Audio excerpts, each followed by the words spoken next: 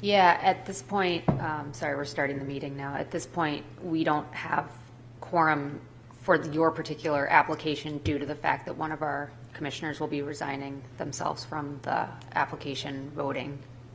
Yeah, unfortunately.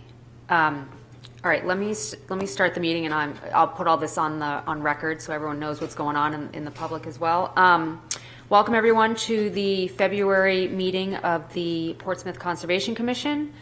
Right now we have enough members for quorum on most of our applications. We have one application, conditional use permit application, where a member will be recusing themselves, and so we do not have enough voting members to meet quorum for that particular application.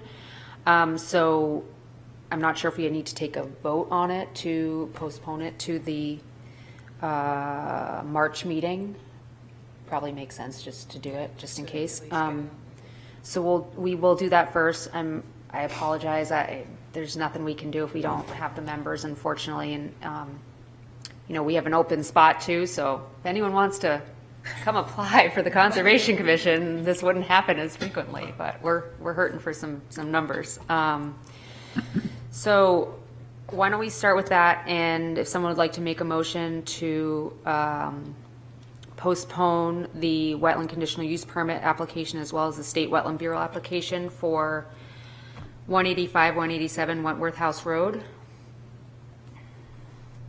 I'll make a motion to postpone the wetland conditional use permit application and the State Wetland Bureau application for 185, 187 Wentworth House Road until the March meeting.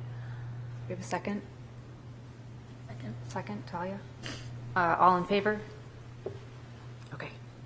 Thank you, guys. Moving along, let's do the, we can't do the approval of minutes then either because you're recusing yourself from that. I mean, I can vote in favor on, I don't know how that works. Did you watch the minutes at all? Oh, I did watch some of the minutes, yes. Yeah, I can vote. Okay, Yeah. all right. Actually, I can't though, because I didn't, and I was not there. Okay, let's then just do a vote to postpone the approval of minutes to the next meeting.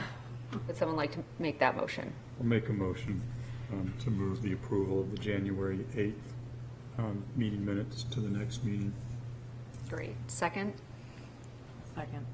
All in favor? Okay.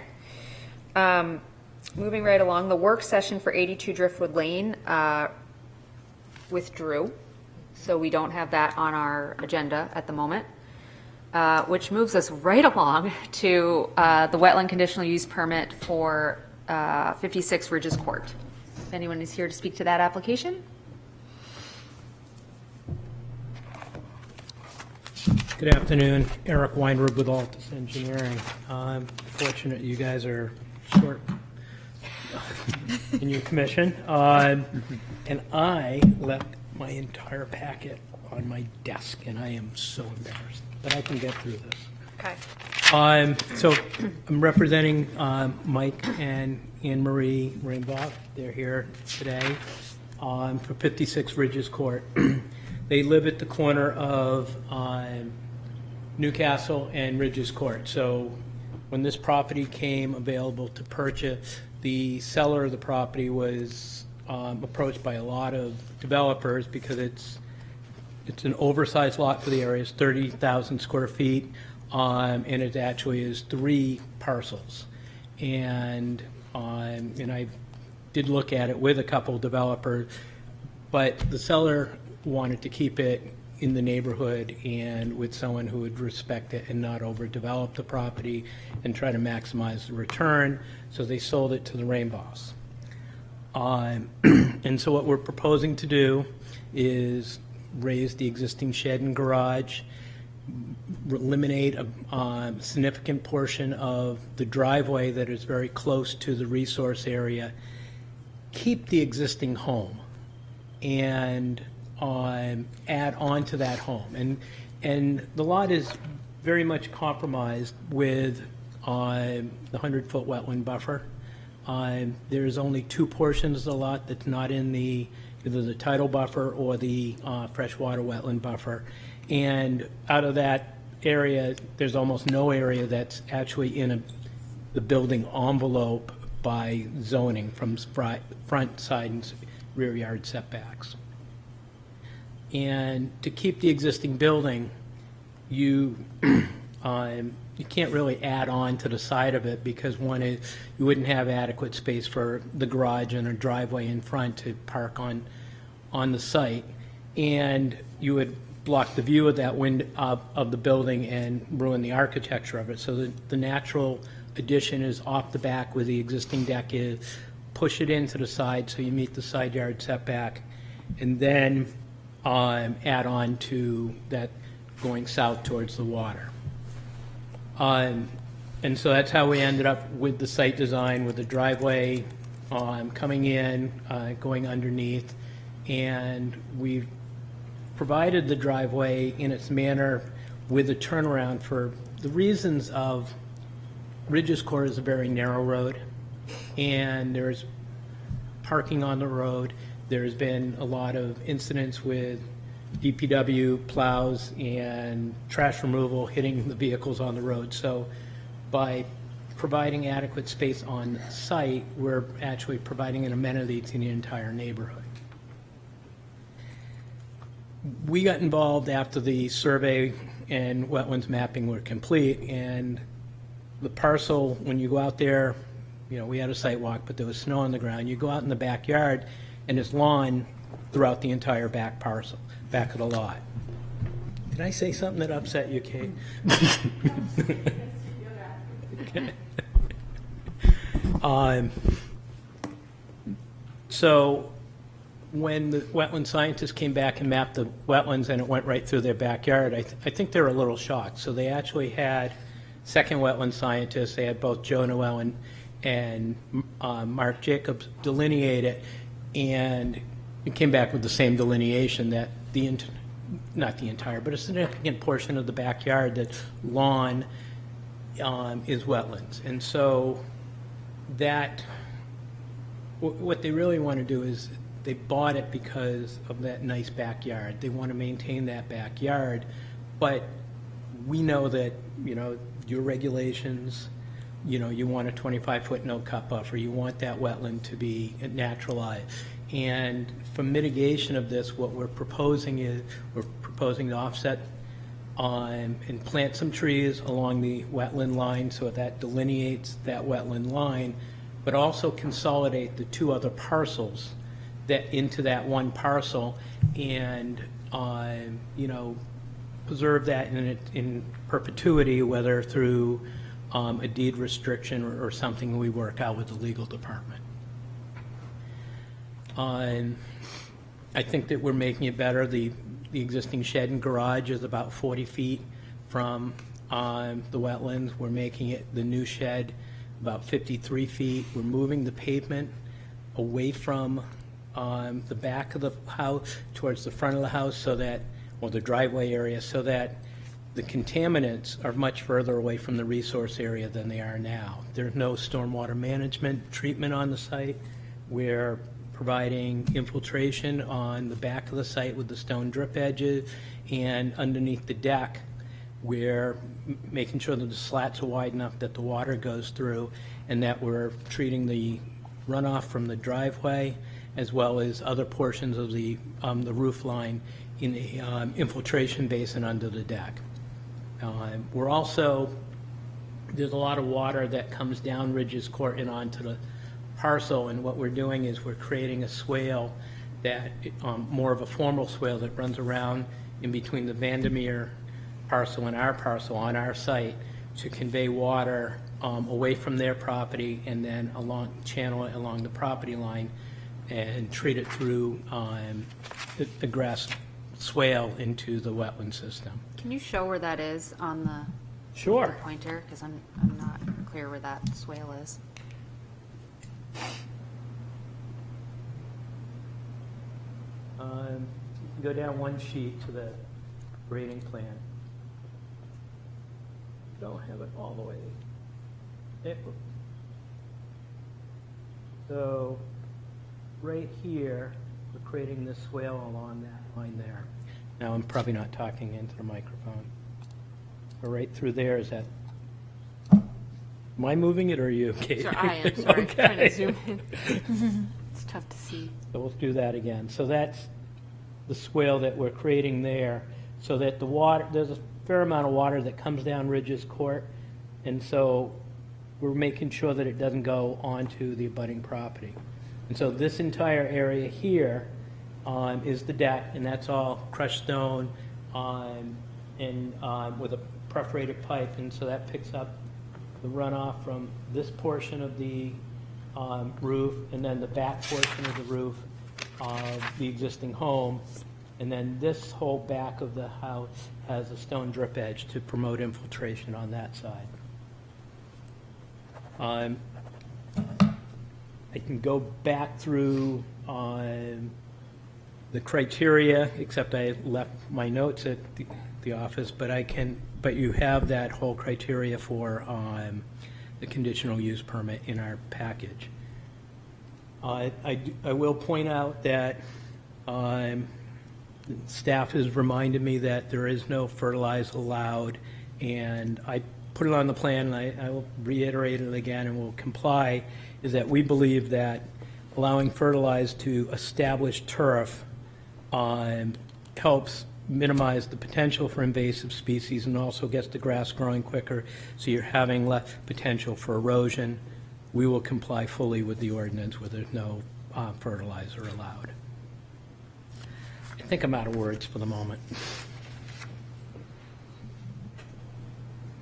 Okay, questions for the applicant?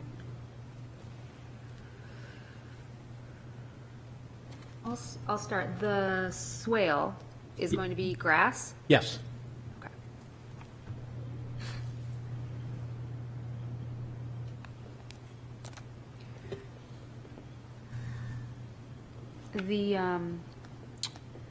I'm looking at site plan C2, there's what I'm assuming are where the new trees are going to be planted. They're kind of green, open circles with a dot in the middle? Yes. Those are the new ones, okay. And is there written somewhere, I probably just didn't see it, what It's on the kind? top left there. I can- Yeah, it's there. It's there, okay, great. Yeah. 5 2 to 3 inch sugar maples. Thanks, Talia. I just happened to be looking at it. Just random. I didn't. Is there a reason why the proposed shed, is so far removed from the main structure? Is that for variances? Is that the only place it could kind of fit, or? Well, it was a combination of, we wanted to meet the setback because it is larger than 8 by 8, so it needs to meet the setback. But as we move it closer, we're moving closer to the resource area, so it's why we put it out there. And that's really the primary reason. Okay, thank you.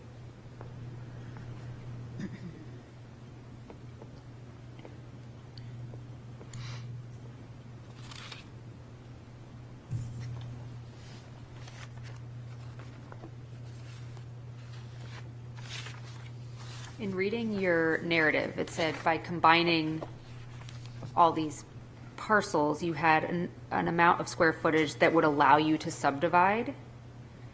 Correct. It's 30,000 square feet. We're in excess of 30,000 square feet, so by right, at 15,000 square feet per lot, Yep. we could get 2 lots. However, there's already 3 lots there Yep. that there's a paper street access. It would be a challenge, but there is paper street access that could preserve the rights for somehow to get 2 additional houses out there.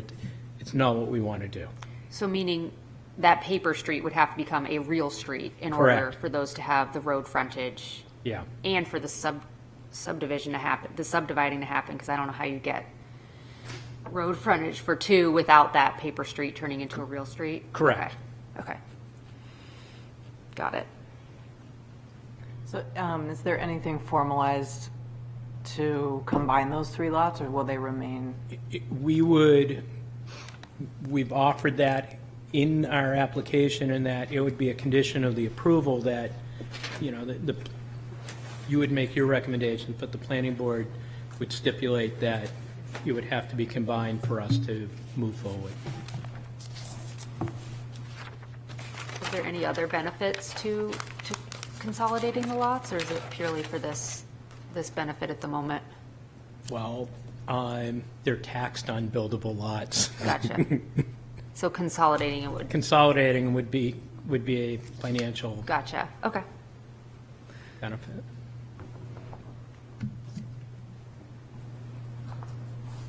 This, I'm not sure it's a question for you and more for Kate, but in the staff memo, one of the reasons that the staff suggests we postpone is because they have to merge all 3 lots prior to receiving a building permit or performing any site work. So how does that impact us in making, you know? Good point. That, I guess that wasn't really a driving reason for the postponement. It's just one of the stipulations that our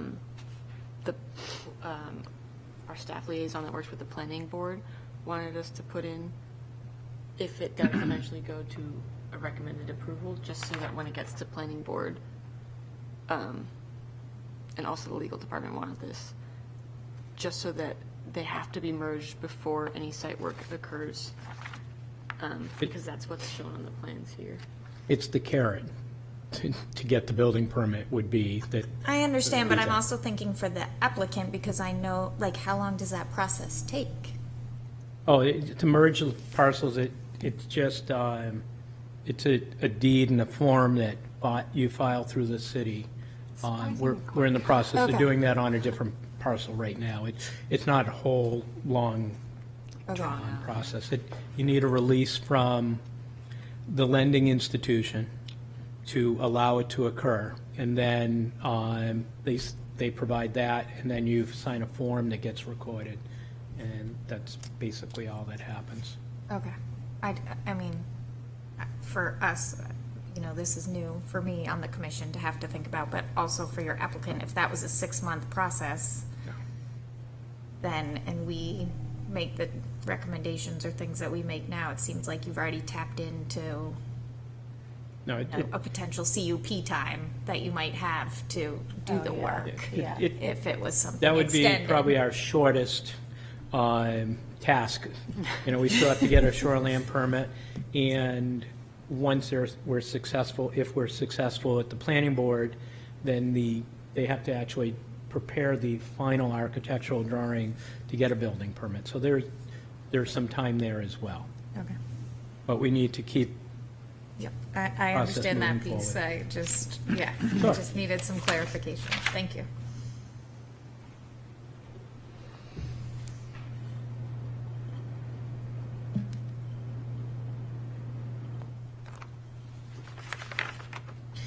Yeah, go ahead, Brian. Yes, and I'm still trying to get my head around this one, I'm not as familiar, but as in the staff memo, so the majority of the work is within the 100-foot buffer. I did the calculation, the increase of the impervious surfaces just south of 20%. And those two outcomes wouldn't be insignificant in other conversations that we would be having. And there are alternatives. The alternatives aren't ideal in terms of what the applicant wants to do with the property or the appearance.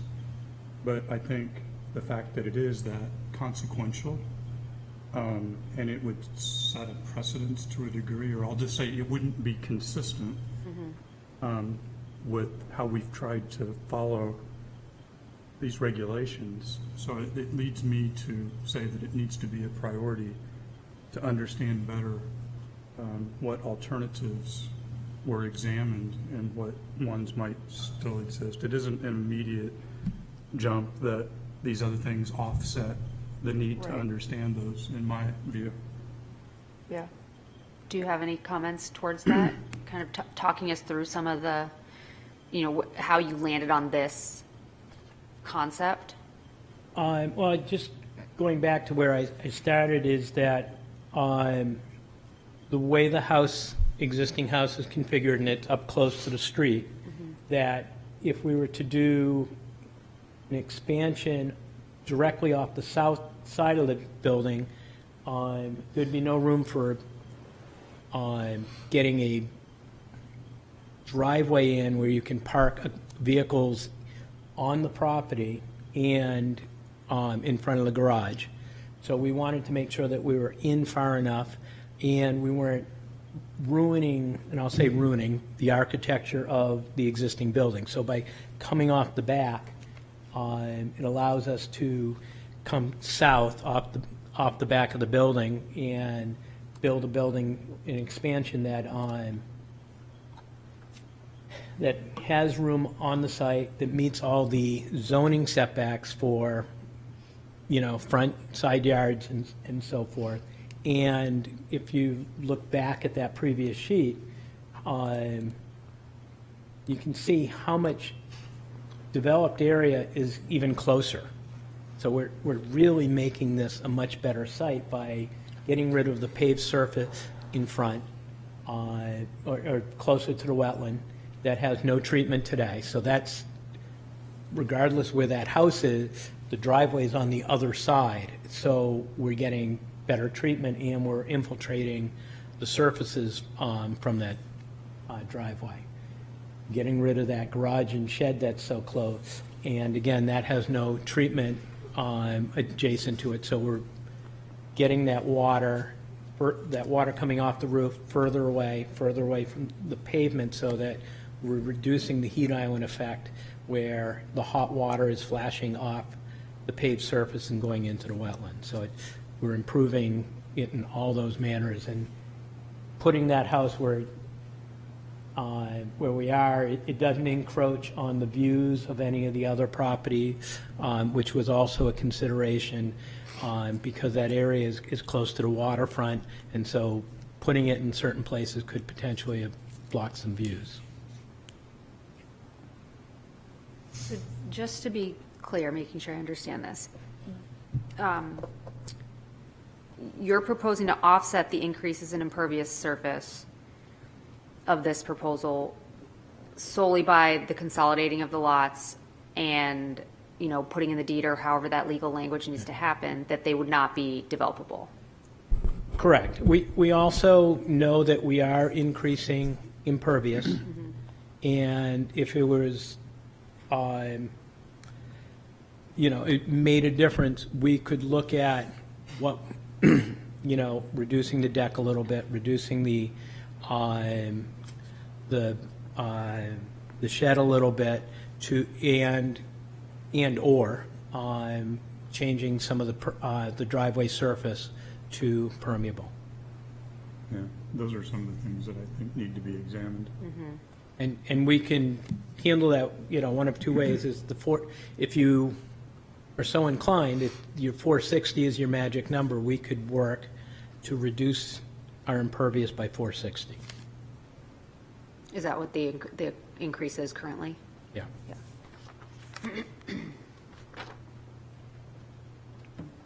Yeah, it seems to me some combination of that effort or doing some work on the plantings within the buffer would make sense, and ideally both. I think because we're seeing an application that doesn't really provide much more enhancement of the buffer, you could probably imagine that we would want to see some of that, and maybe I understand the need to want to keep a lawn the way it was purchased, and I understand that, but now you have these other lots that maybe you could sort of throw in some more effort on the side that's not part of the lawn.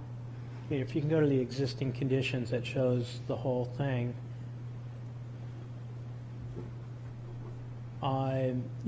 We're obviously putting part of the shed in that middle lot, and we have blackberries growing in there, but otherwise we can stop mowing in some of that area if that would make a difference. Yeah, I mean, I would prefer that it's not fully non-mowed, but Right. brush hogged, so that, they can maintain the blackberries and everything in there. They're amazing blackberries. Yeah, I mean, I think, and potentially adding to that, with some species that makes sense to be in the buffer. But I don't, that's not really noted on the plan at this point, right? Correct. Like no mow area.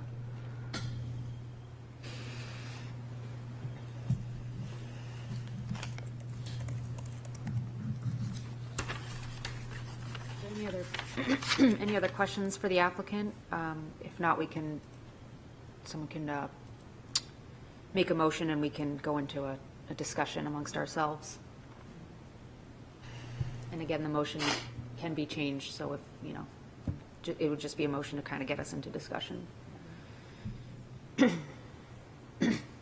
Well, I guess I'm kind of going back and forth between existing and proposed, and it looks like there are a number of trees that are getting taken out by, I think it's the deck, but it might also be sort of the corner of the addition as well. And I don't know, I guess I just wonder if there's any way for the configuration of the building to avoid maybe the larger of those. Yeah, I don't see that really as viable. We could add more trees, but I don't see changing that layout. Okay.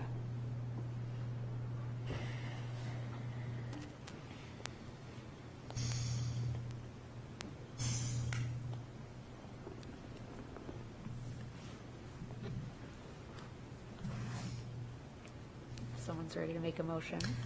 For the purpose of discussion, I'll make a motion that we recommend approval for the conditional use permit of 56 Ridges Court. Is there a second?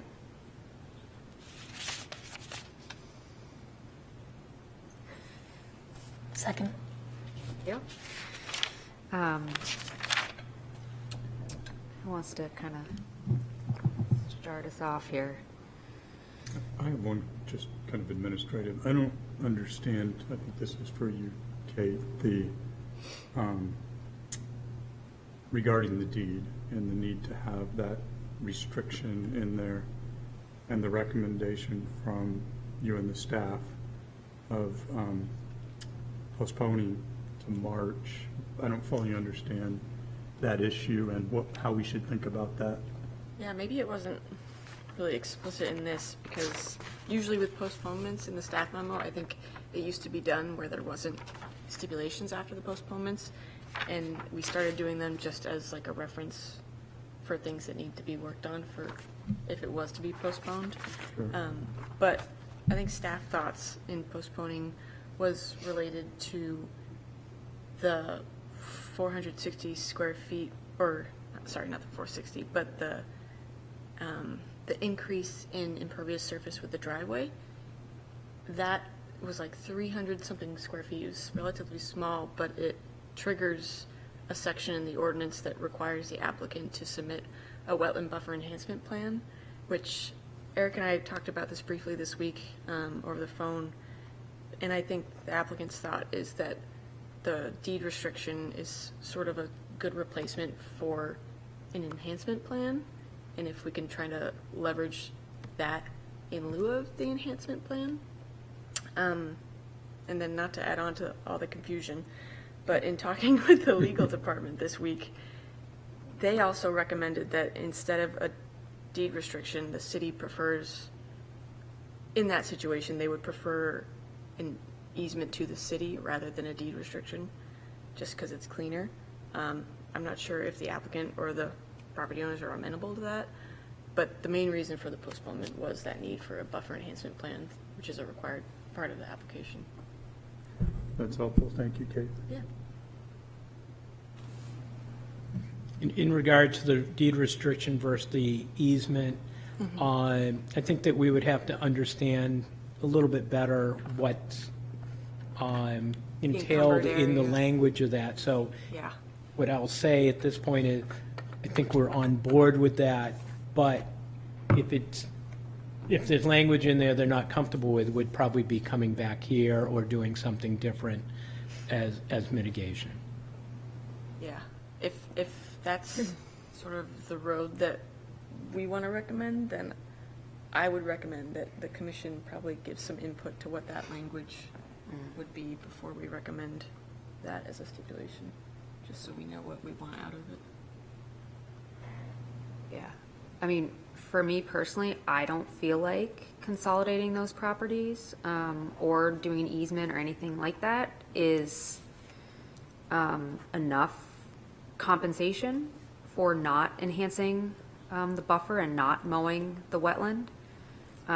Those two properties are almost entirely in the 100-foot buffer and would be extremely hard to develop into a single-family residence to begin with. And I think what's more important for this property is trying to enhance that buffer and that wetland that is closest to the current and proposed structure, as opposed to looking towards something in the future that may or may not happen.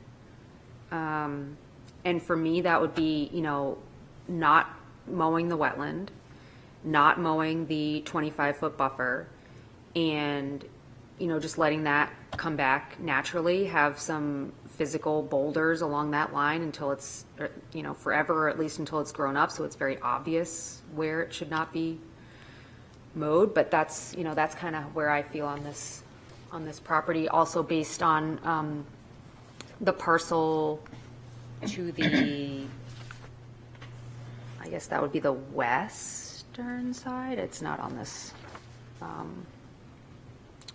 on these plans, but, showing the area over there that is a continuation of that wetland and how that's been restored and grown back up. That's where I'm at with this. I concur entirely with what you said. And so for me then going forward would probably be a postponement to kind of see if that's something that the applicant can work towards, or, just reconfiguring things to bring down that impervious cover. I'm not sure we're there yet. That was with kind of this where I was application. headed with my question about the postponement, but I wanted to make sure I understood it and heard from everybody else on their viewpoints. Yeah, how does everyone else feel? Yeah, I agree.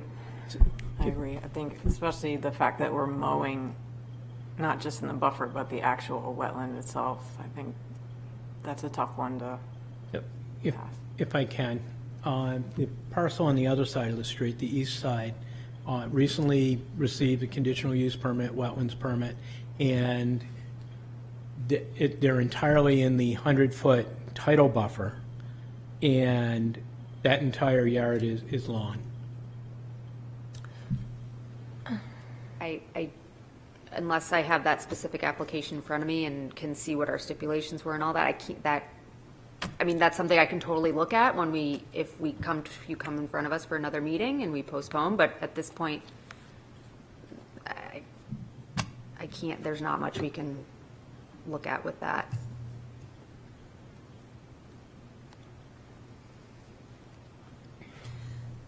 I agree with what the chair said. I think, and I appreciate all the efforts to try to make this,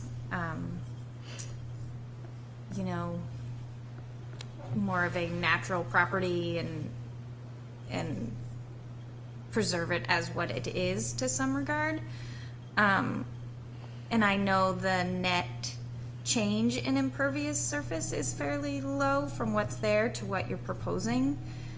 But I will say, just looking at this proposed addition and the deck, that does feel hard too, with so many unknowns about what will happen to the property as a whole. Just seeing, a significant new structure added to the 100-foot buffer. I think that also feels hard for me, just in context with all these other pieces that seems unclear at this point, or not defined, or not decided or determined. So I will say, just from like a very But, you know, like, I would love to see you talk about reducing that deck. I would love to see the size of the shed go down. I would love to just see some of those very fundamental kind of, we want as little structure in the 100-foot buffer as possible, you know, considered. I mean, we can't get the house out of the buffer. It just, that's. I appreciate that, but I just, you know, again, Also, we're not in the back and forth portion of this. Sorry. I apologize, but It's- we need to. It isn't, yeah, it's not possible to reduce something that's there. It is possible to not add something that is entirely in the buffer and is very substantial and is an option entirely for the purpose of, I think these are, do you guys have any more to add? I think where it sounds like we're at is we would like to postpone, is what I'm hearing. And the things we would like to see in a new proposal or a revised proposal would be understanding that the house cannot be moved the addition or anything can't be moved any further away from the resource or outside the 100-foot buffer. And it doesn't look like going for variances is really going to help because it's quite can't. small areas and it's right up against them anyways. It's not really going to change that much of the impervious surface if it gets anywhere. I don't mean to interrupt, but we can't go for variances because variance has a higher threshold than a conditional use permit. And I just stated Yeah. that I didn't think that would make sense anyway. Yeah. I think what we would like to see is the structure, the deck, the driveway shrunk if possible, things to look at, to try to reduce the increase in impervious in the 100-foot buffer. And a more robust planting plan, buffer enhancement, something. Is there anything else that people would like to see? Well, I would just add the driveway into that, the structure of the deck and the driveway. Yep. driveway and the decks and all of those areas that we've touched on, in my view, all of those would almost have to occur simultaneously in order for me to think that the balance was correct in us providing the right protections. So when we're looking at that, I think another thing you mentioned, the swale taking more water off of Ridges Court and putting it back down towards that wetland, and maybe having that be a little more vegetated other than grass, or having its outlet be more vegetated. Just things to, I think would like to be able to entertain and see if maybe that's a better outcome for this property.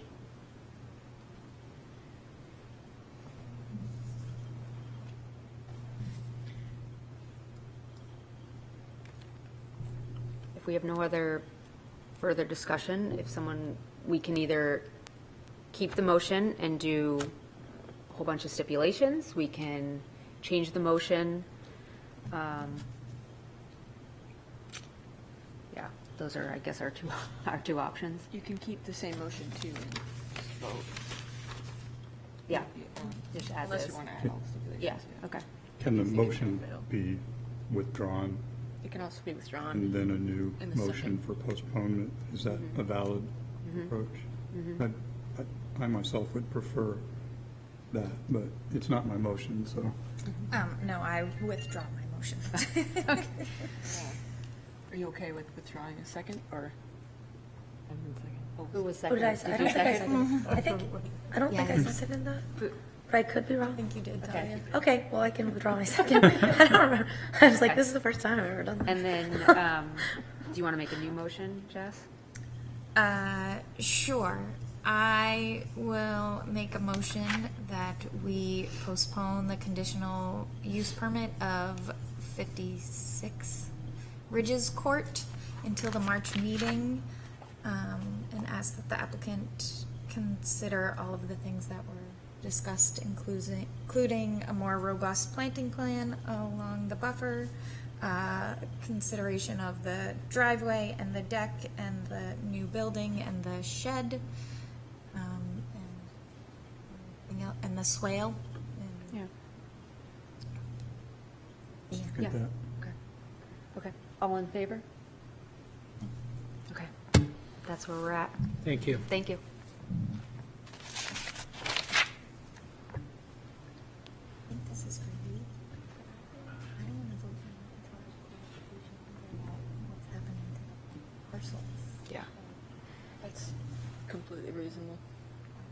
Okay, where are we? Assuming that they make it one, or assuming, like, that seems like a big thing to not know. Yeah, and that's really why that stipulation went in prior to, just to make sure everybody approved, like every board possible approves of it before it would go to actually be done.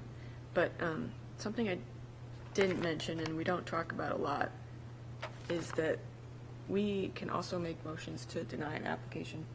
If anyone's Oh, I ever didn't know at that I thought stage. we always had to make a motion to approve, but then we No. could vote to say. If you find the application incomplete or doesn't meet the criteria, then you can make a motion to deny. But they can come back. Right, they can come back, but it has to be with a different, a new application with changes. It can't be the same submitted Yeah. Oh, I application see. again. Which, So it forces a little bit, it's a little bit of a forcing It function. doesn't change. Yeah. We just never do it. I kind of feel like it's a little harsh in most cases, but. I think it would have to be something that was even more egregious. Yeah, or to- they've come back now several times and the changes are so minute that like, Right, Yeah. Exactly. They're not. Because most of our cases, the project over at the Christmas tree shop Yeah, was that's a what I was great thinking, too. example of going Yeah. back and forth and give and take and arriving at a good, but it is good to know that, because I didn't know that was, and now I sorry, I understand should have made what that- what that's there for. yeah, It's good to know that it's Yeah. there as a tool. Yeah, and I'm always wary to do it in the staff memo because a lot of times the applications are complete or complete enough where I know that when they get to the meeting, they'll probably be willing to negotiate for stuff and Yeah. for remediation. So I haven't had to recommend denial yet, but that. We'll yeah. really look at it if you recommend denial, we'll know. If it's, I'll put it in bold, but you'll notice it. yeah. The property across the street that was mentioned, did I miss that? Well, I'm not sure which it is either, so I think we should You definitely talking before the about next one meeting. Behind? Well, he think said the they're one kinda across the across street. Regis Because Court, yeah. I know that there's a lot has gone on with that property recently, but I never remember it coming across in this valence to me. I think it Yeah, I came haven't right before you joined. Isn't there Okay. one lot, and I don't know if this is the right one, that we did deny, and I think then they went and sold the property. Yeah, it Was might that have been Regis Court? right before my time? I don't know, but anyways, I think we need to look at, I mean, again, every property is its own thing, but it's probably good to look at that one, and then the one in the back, which is the one I was referring to, where, Yeah, I'm pretty sure we asked, that was a meadow back there, and I'm pretty sure we asked that they just do routine mowing with the meadow. I think that was a stipulation that Barbara put on a couple years ago, or a year ago when we went out there. To- yeah, then I'm curious what application was the other side of the road. That was Jeff Foy, Jeff and Melissa Foy. They were doing a garage addition. Is it the blue house that's directly across the street from it? Yeah, the person was in the driveway when we were on the sidewalk. Yeah. Yeah, it's not ringing a bell. I I'll think look it was up. I'll John try to- Shagnon. Do you remember when we did this? A year ago? They just finished building it, so it must have been a year and a half, year ago. All right. Well, I should look at that and try to refresh my memory and see what stipulations we did. But again, we're not, maybe we should We wait until had after the them meeting's over. Plant a buffer. We requested that they plant a buffer. It wasn't a full 25 foot, I don't think, but they have pretty sensitive salt marsh on that side that they can protect, Okay. if I'm remembering right. But we also, it's not, each parcel is unique and we don't have to, Yeah. we're not beholden to. I think that's a really interesting argument that applicants tend to make a lot, and I think it's relevant for boards like the HDC and the Board of Adjustment that look at neighborhood characteristics, but that we are only looking at Article 10, which has nothing to do with neighborhood, or, I mean, it has to do with wetlands off-site. Yeah. I mean, I think for them, it's for fairness, which I get. Yeah, it's a Well, it's understandable also argument. because those people destroyed everyone on the street's view and no one likes it. Yeah, cool. Yeah. We Not should saying- finish this No, meeting. that's Hold on. completely Let's finish the meeting. All right, other business. Kate. Okay, well, this leads perfectly into the wetland conditional use permit checklist, which was inspired by Brian. Just because I think we've had some trouble over the last year or 2 years with applicants, like I said, not submitting a perfectly complete application according to our requirements, but trying to fill it in later when they get to the meeting. So I have put together a checklist, which I will pull up, that is really similar to our site plan review application checklist and our subdivision checklist, and it's been approved by staff and it's up on the website now. But this is basically a fillable checklist that will require for every wetland conditional use permit. They'll have to put it in the beginning of the application, have it filled out, and basically they have to go through and check off that they have addressed every single requirement under the zoning ordinance in Article 10. And if they can't address a requirement, or if it's not applicable, like the living shoreline strategy requirement, if it's a freshwater wetland application before us, they'll hopefully still check the box, but just say not applicable in the narrative section, or did not do or did not provide.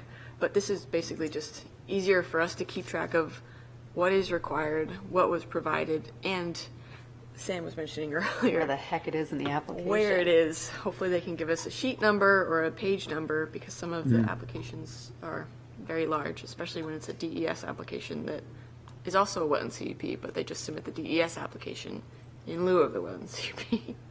So hopefully this will make it easier for us, but also for them to know what our requirements are. I think it's awesome, Kate. Yeah, so Great Yeah, job. this is good. I hadn't sorry opened it's this so yet. late in the making. I didn't even know it was happening, so Yeah. to me, it's. I just got really frustrated last month seeing some applications, and I was like, it's happening, I'm doing it now. I don't care what I have, move my meeting. Yeah. This is great.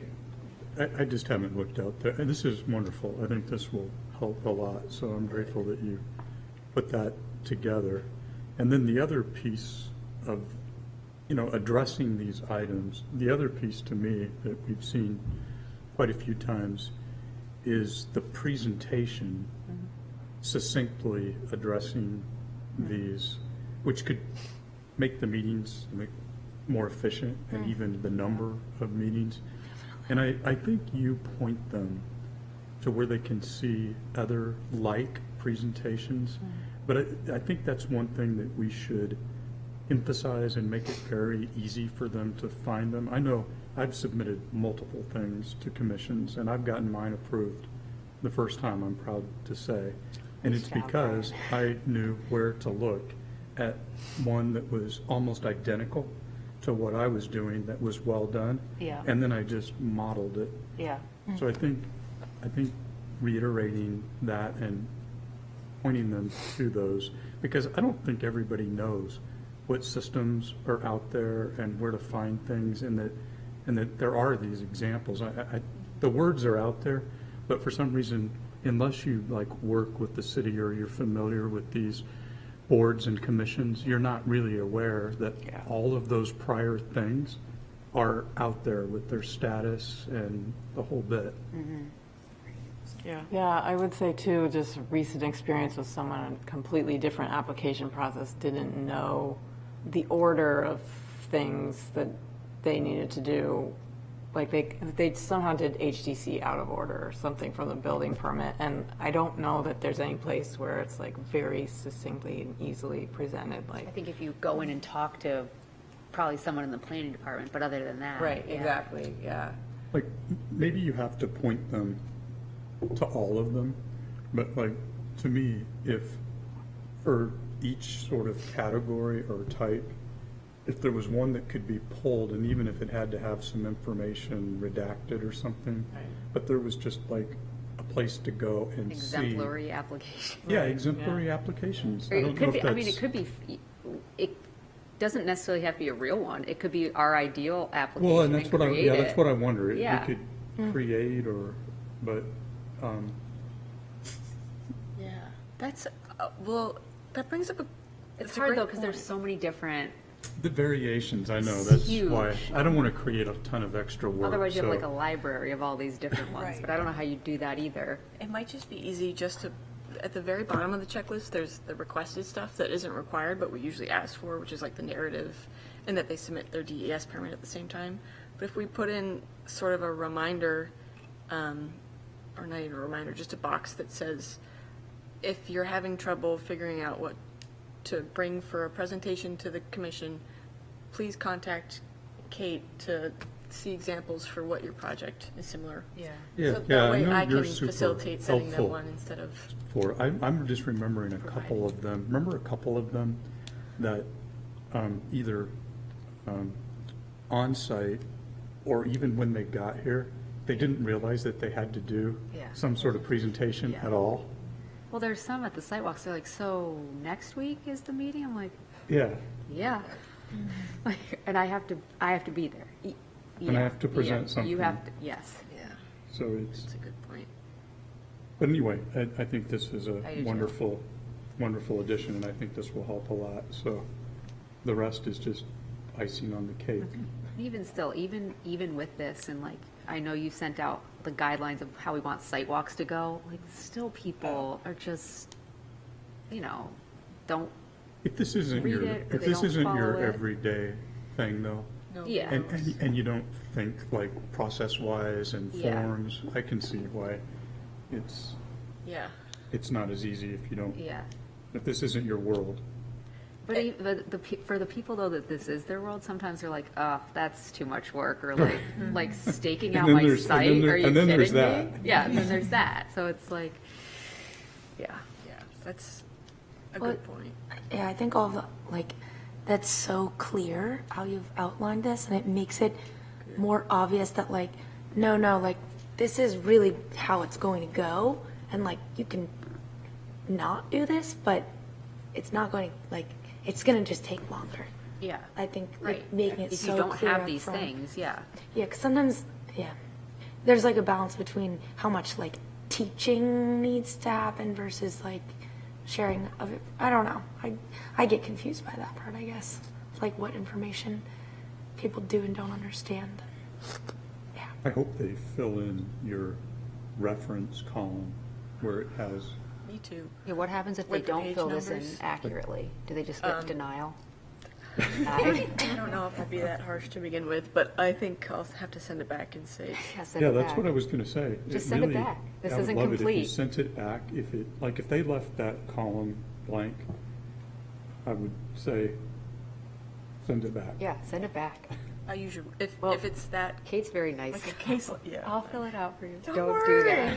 Well, it does kind of Don't give mark you it a for it. mechanism to like have a back and forth before they get Yeah. to this point. Like, oh, you forgot to do this, or there's an Well, then- element you haven't done here. But that also, like, I think the site walks are kind of murky for me sometimes because you can see those things that we're probably going to have problems with. Yeah. But my sense is we're not supposed to really be discussing the That's application. kind of what I Yeah, always get. So True. so it's almost like you could be giving the advice at that point, like, we really would probably want to see more trees on this plant or something. What's the reason for not saying it at that point? Because it's not a public, And conducting a meeting. Yeah. yeah, and if there's an, like, So it if would we be have a quorum. Okay, yeah, and so okay. it's supposed to be a public. If you expressed your opinion or your decision. Yeah. Okay. But You I have to- agree with You you have to that- give notice, right, if you're gonna Yeah. have a quorum and a discussion and basically a meeting. Yeah, we give notice that we'll have a potential quorum, but we're not supposed to. Like, we're not taking discuss minutes meeting or- items. Yeah. Yeah, I do feel like sometimes the unfortunate piece about that is like we're like all like there taking information in but not saying anything, and then people get here and they're like, okay, like this will go well, and then they're like, oh no, Yeah. What It the might heck? be good to just have a blanket disclaimer when we have those walks, like, just so you know, we're here to observe, Yeah. we can't comment on the application. Yeah, actually, that would Something probably be that- so good to do. It's more for seeing, asking questions. Can we, yeah, I mean, we can ask questions. We can ask questions, yeah, we just can't give our opinions on their Yeah. answers. Right, Yeah. yeah, that's kind of hard. It's true. I know. We're the only board that does, or commission that does regular site walks, just because, Well, it's really helpful. yeah, it's really helpful. They're very helpful. Someone requested Yeah. it a couple years ago, Yeah. so we started doing it regularly. But I can do that, or Kate or whoever's there first, like, the disclaimer that, like, us being silent doesn't mean this is a surefire Right. Us smiling and nodding approval. doesn't mean. Yeah, great, great. Yeah. That's about all we good can idea. do, Right. unfortunately. But I agree with you, like, if they had some knowledge of issues at the site walk, that gives them at least, but at that point, they've already submitted their application. Right, so they can't tweak it, or they can't upload new But they materials. could, at least talk to their applicant and see if they're more amenable, for at the meeting, if we Yeah. have stipulations or whatever. But, yeah, I don't think we can, Yeah. I unfortunately. think that's a good reflection of what happened with that previous application, is that they felt really good about the site walk last week, and then saw the memo and had concerns. Right. Yeah. So, it's a good idea to do a disclaimer at the beginning. Yeah. And sort of getting off the topic of site walks, but back to the checklist, I wanted to mention that it doesn't apply to some stuff that we look at. And the only things that I could think of that are just applications that are floating around right now are restoration plans for when we have a zoning violation and they have to come back to us, because they can't really hit all of these specific requirements because it's more of just a big planting plan that we're looking for in that application. And then the other one, which is rare that we get, but I think we're getting one next month, is a wetland CUP for tree removal in the wetland buffer.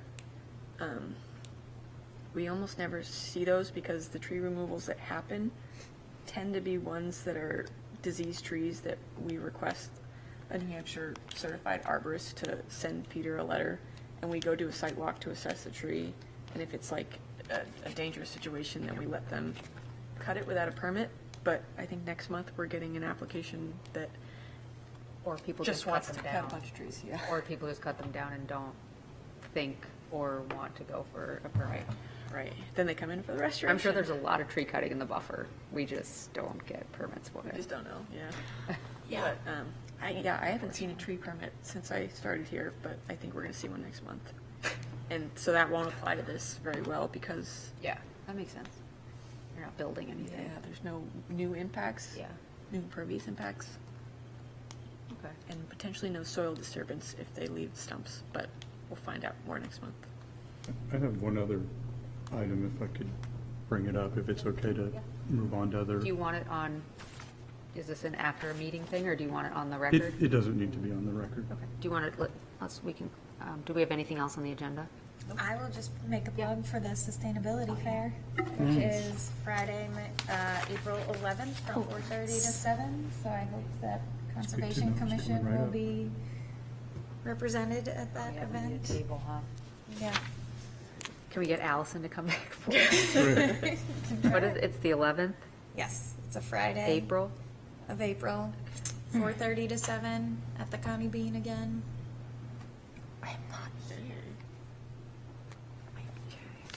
All right. Meeting adjourned. 4:30 till, oh. 7. 7.